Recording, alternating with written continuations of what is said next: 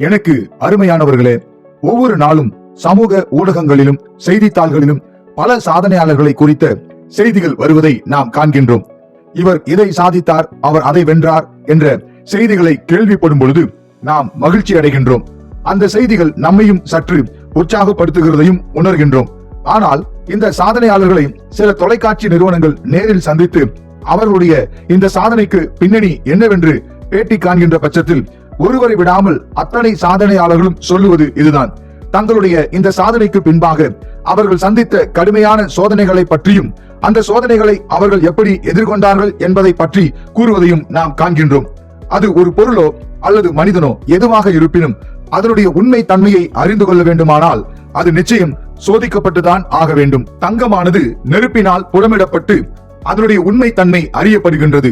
இவைகள் யாவும் நமக்கு சொல்லித் தருகின்ற பாடம் என்னவெனில், அது எந்த விதமான சாதனைகளாக இருந்தாலும் அவைகளுக்கு முன்பாக பல சோதனைகள் இருந்திருக்கும். அவைகளை மேற்கொண்ட பட்சத்தில் மாத்திரமே சாதனைகள் உருவாகி இருக்கும் என்பதே.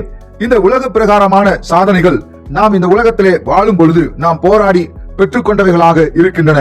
ஆனால் நம்முடைய தனிப்பட்ட வாழ்விலே எவன் ஒருவன் அவனை உண்டாக்கின பரிசுத்த தேவனால் அன்பு கூறப்பட்டு தெரிந்து கொள்ளப்பட்டவனாக இருக்கின்றானோ அவனை நோக்கி பலவிதமான சோதனைகள் வருகின்றதையும் நாம் காண்கின்றோம். குறிப்பாக நம்முடைய உறவுகளின் மூலமாகவோ, அதாவது நாம் யாரை அதிகமாக நேசிக்கின்றோமோ அவர்கள் நம்மை பகைத்து நம்மை வெறுத்து ஒதுக்குவதன் மூலமாகவோ, அல்லது நம்முடைய பொருளாதார குறைவுகளினாலோ, அதாவது நம்முடைய வியாபாரத்தில் ஏற்படும் நஷ்டங்கள், நாம் பணிபுரியும் இடங்களில் நமக்கான உரிமை மறுக்கப்படுவதன் மூலமாகவோ, அல்லது நமக்கு மரண பயத்தை ஏற்படுத்தும் வியாதிகளின் மூலமாகவோ நமக்கு சோதனைகள் நேரிடலாம்.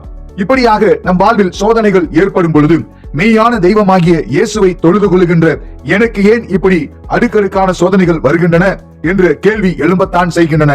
நாம் யாவரும் நிச்சயமாக அறிந்து கொள்ள வேண்டிய ஒரு உண்மை என்னவெனில், நாம் தற்பொழுது இருக்கின்ற நிலையிலிருந்து அடுத்த நிலைக்கு செல்ல வேண்டுமே ஆனால் நாம் சில காரியங்களிலே சோதிக்கப்பட வேண்டிதான் உள்ளது.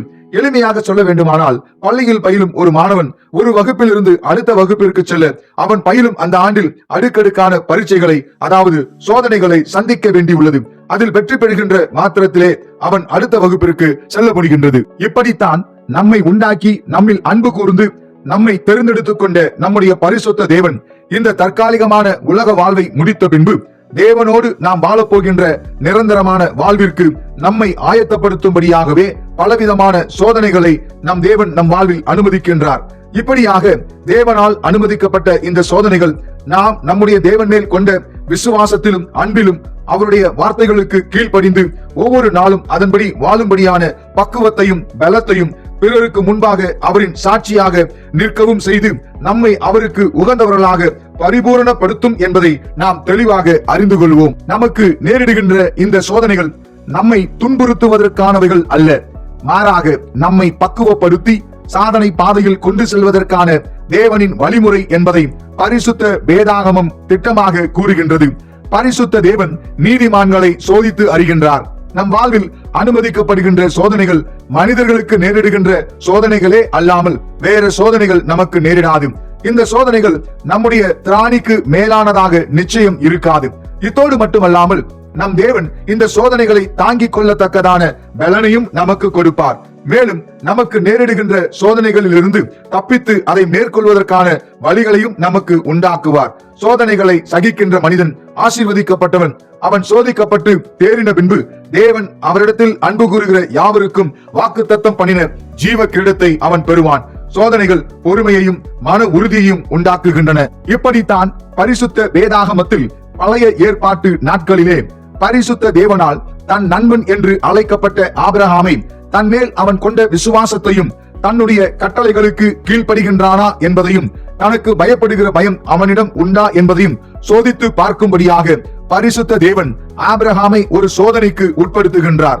அது என்னவெனில், ஆபிரகாமின் 100வது வயதில் தேவன் அவனுக்கு வாக்கு பண்ணினபடி கிட்டத்தட்ட 25 வருடங்கள் காத்திருந்து அவன் பெற்றுக்கொண்ட, அவன் அதிகமாய் நேசித்த அவனுடைய ஒரே மகனான ஈசாக்கை தனக்கு பலியிடும்படி சொல்லுகின்றார்.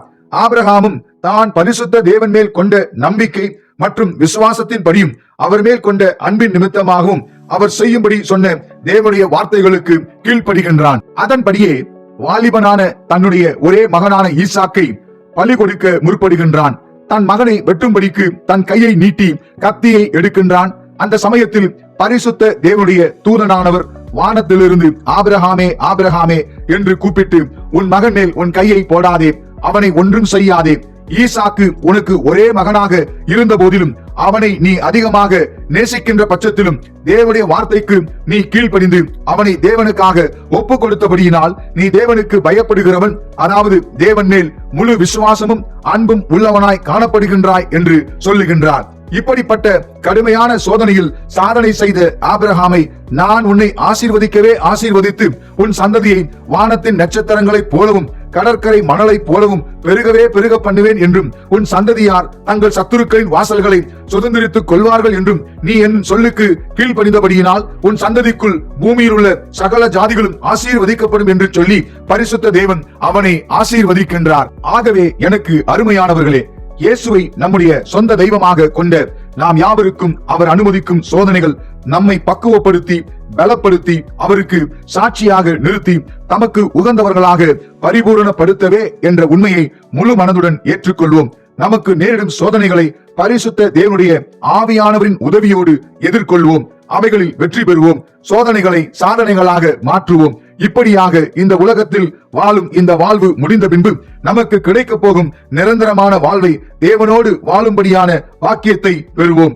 தேவன் நமக்கு வைத்திருக்கும் ஆசீர்வாதங்களை சுதந்திரித்துக் கொள்வோம். இக்காணொலியில் இறுதி வரை கண்டும் கேட்டும் உணர்ந்தவைகளை தங்களின் அன்றாட வாழ்வில் கைகொள்ளப் போகின்ற உங்கள் யாவரையும் பரிசுத்த தேவனும் உயிர்த்தெழுந்த ஆண்டவருமாகிய இயேசு கிறிஸ்து அளவில்லாமல் ஆசீர்வதிப்பாராக.